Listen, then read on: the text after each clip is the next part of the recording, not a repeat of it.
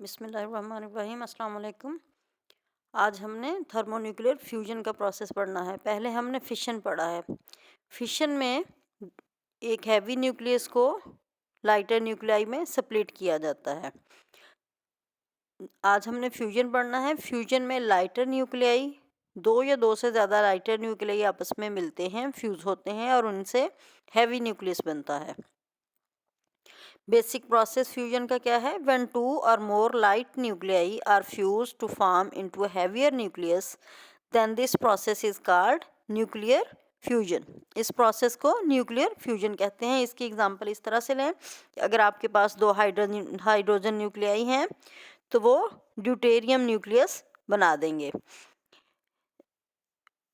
H1 plus H1 और reaction में हमें H2 मिलता है, ड्यूटेरियम का न्यूक्लियस, और प्लस ई पॉजिटिव, ये पॉजिट्रॉन है, प्लस न्यूट्रिनो, ये कुछ पार्टिकल एमिट होते हैं रिएक्शन में साथ, और प्लस क्यू मीन्स यहाँ पे कुछ एनर्जी भी हमें मिलती है।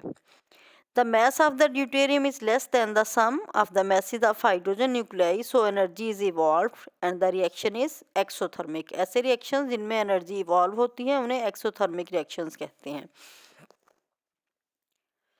The fusion of two positive nuclei is only take place when their electrostatic energies are high enough to overcome the electrostatic repulsion between them, and they must come close enough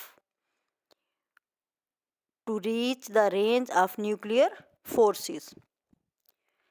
The two particles must penetrate their mutual barrier from outside. One way to arrange for the nuclei to penetrate their mutual Coulomb barrier is to use one light particle as a target and accelerate other particles by using cyclotron। ये cyclotrons ऐसी कुछ devices हैं, equipments हैं जिनमें charge particle को accelerate किया जाता है, यानी बहुत ज़्यादा वेलोसिटी के साथ मूव किया जाता है। But this technique is not useful for obtaining the energy in controlled manner. ये इतना यूज़फुल नहीं है कि एक पार्टिकल को बहुत ज़्यादा स्पीड के साथ आप एक्सेलरेट करें और फिर दूसरे के साथ उसको कंबाइन करें कूलम्ब्स इलेक्ट्रोस्टैटिक फोर्स को ओवरकम करने के लिए। The best way for obtaining the fusion is bulk matter in controlled fashion is to increase the temperature of the material.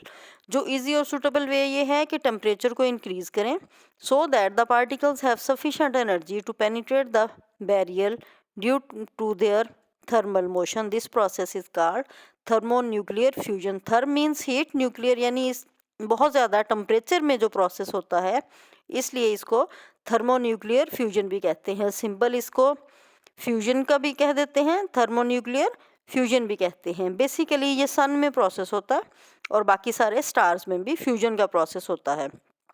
सन में काफ़ी ज़्यादा अमाउंट में हाइड्रोजन एटम्स होते हैं, वो आपस में कंबाइन करते हैं, इस तरह से ड्यूटेरियम एटम बनते हैं और फाइनली वो हीलियम में भी कन्वर्ट होते हैं। इस तरह से जो बेसिक फ्यूजन का प्रोसेस है उसमें हाइड्रोजन न्यूक्लियाई मिलते हैं और हीलियम बनती है और मुसलसल ये प्रोसेस जारी रहता है सन में।